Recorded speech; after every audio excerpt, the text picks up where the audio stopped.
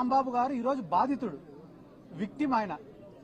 కానీ ఈరోజు బాధితుడిని రాజమండ్రి సెంట్రల్ జైల్లో పెట్టి ఎవరైతే నిందితులు ఉన్నారో, ఎవరైతే ఈ క్రైమ్ కు పాల్పడినారో, ఈ దాడికి పాల్పడినారో వాళ్ళందరూ స్టేషన్ బెయిల్ తీసుకొని ఇదే గుంటూరులో స్వేచ్ఛగా తిరుగుతున్నారు. అంబటి రాంబాబు గారి పైన దాదాపుగా 36 కేసులు పెట్టినారు. అంటే ఈ ప్రజాస్వామ్యాన్ని కూనీ చేయడమా కాదా అనేది రాష్ట్ర ప్రజలందరూ కూడా ఆలోచించుకోవాల్సినటువంటి అవసరం ఉంది. ఎందుకంటే అంబటి రాంబాబు గారు సామాన్యమైన వ్యక్తి కాదు. ఎందుకంటే ఆయన ఒక మాజీ ఎమ్మెల్యే, మాజీ మంత్రి, ఉమ్మడి రాష్ట్రంలో ఏపీఐఏసీ చైర్మన్ గా పనిచేసినారు, అనుభవం ఉన్న నాయకుడు. ఆయన వయసు కూడా దాదాపుగా 67 సంవత్సరాలు 70 సంవత్సరాలు ఉంది. ఒక సీనియర్ సిటిజన్ ఆయన. అటువంటి వ్యక్తి పైన ఇంత కక్ష సాధింపు ఉంటే ఇంకా ఈ రాష్ట్రంలో సామాన్యులకు భద్రత ఉందా లేదా అనేది ప్రతి ఒక్కరు కూడా ఆలోచించుకోవాల్సినటువంటి అవసరం ఉంది. ఎందుకంటే గాలిలో ఒకసారి ఎమ్మెల్యేగా గెలిచి ఆ తర్వాత 5 ఏళ్లకు ఎన్నికలకు కూడా కనపడకుండా పోయిన వాళ్ళు ఈ రాష్ట్రంలో చాలా మంది ఉన్నారు. కానీ అంబటి రాంబాబు గారు అట్లా కాదు. గెలిచినా ఓడిపోయినా ఒక పార్టీని, ఒక నాయకుడిని, ఒక సిద్ధాంతాన్ని, వైఎస్ఆర్ కుటుంబాన్ని నమ్ముకొని చిత్తశుద్దితో, కమిట్మెంట్ తో పనిచేసినటువంటి నాయకుడు అంబటి రాంబాబు గారు. నిన్న అసెంబ్లీలో ఆయన జైల్లో ఉన్నారు. ఆయన పైన 30 కేసులు పెట్టినారు. అయినా కూడా కడుపు మంట సాలలే వీళ్ళకందరికీ. నిన్న తెలుగుదేశం పార్టీ వాళ్ళు ఫీజు రియంబర్స్మెంట్ బకాయిలు ఏమైనారా అంటే సమాధానం లేదు. ఆరోగ్యశ్రీ సేవలు ఎందుకు ఆపేసినారా అంటే సమాధానం లేదు. 99 రూపాయలకే ప్రభుత్వ భూములన్నీ కూడా ఎందుకు ఇచ్చేస్తున్నారంటే సమాధానం లేదు. హోమ్ మినిస్టర్ ఏం మాట్లాడుతుంది వీటికి సమాధానం అడిగితే తెలుసా? అంబటి రాంబాబు గారు ఇట్ అన్నారంట.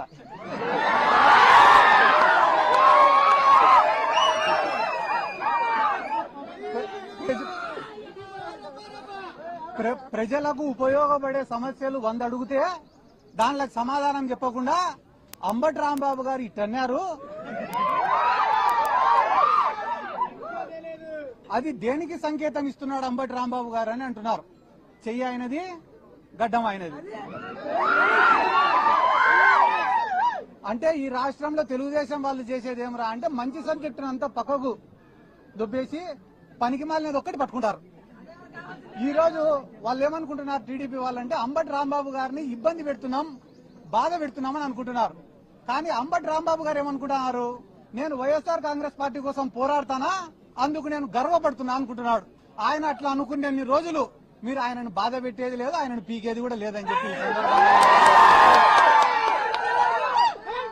జీవితంలో ఎప్పుడైనా ఒకటి ఉంటుందన్నా. ఏంది రాది అంటే మనం చేసే తప్పులు మనకు చాలా చిన్నగా కనిపిస్తాయి, కానీ ప్రపంచానికి చాలా పెద్దగా కనిపిస్తాయి. అదే రకంగా మనం చేసే మంచి మనకు చాలా పెద్దగా కనిపిస్తుంది, కానీ ప్రపంచానికి చాలా చిన్నగా కనిపిస్తుంది. ఈ రోజు కూటమి ప్రభుత్వం యొక్క పరిస్థితి ఏమరా అంటే పొద్దున్న నుంచి రాత్రి వరకు చేసేటివన్నీ కూడా తప్పులే, అయినా కూడా వాళ్ళ కళ్ళకు అవి కనపడ్డంలే. తిరుమల లడ్డు విషయమే దీనికి ఉదాహరణ.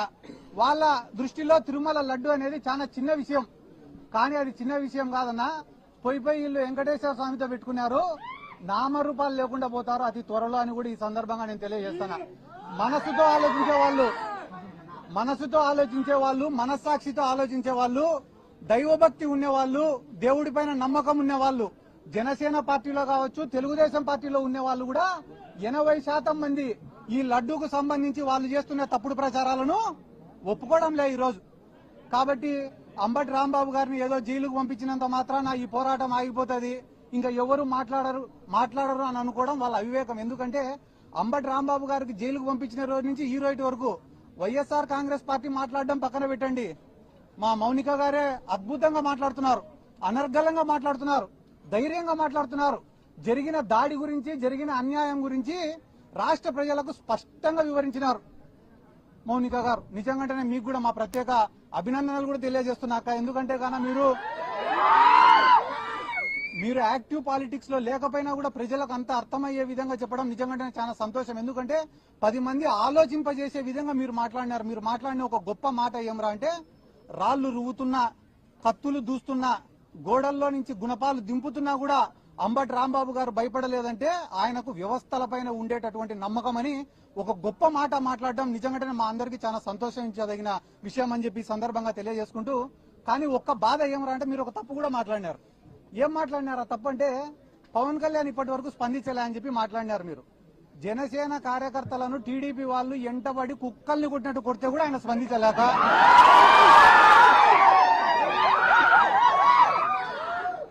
కుక్కల్ని కొట్టినట్టు ఆ వీధిలో చొక్కాలు చింపి కొడితే కూడా పవన్ కళ్యాణ్ స్పందించలే.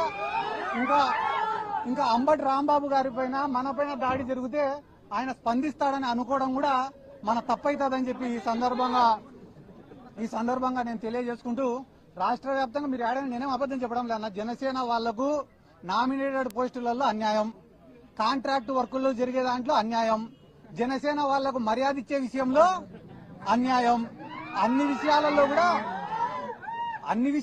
వాళ్ళు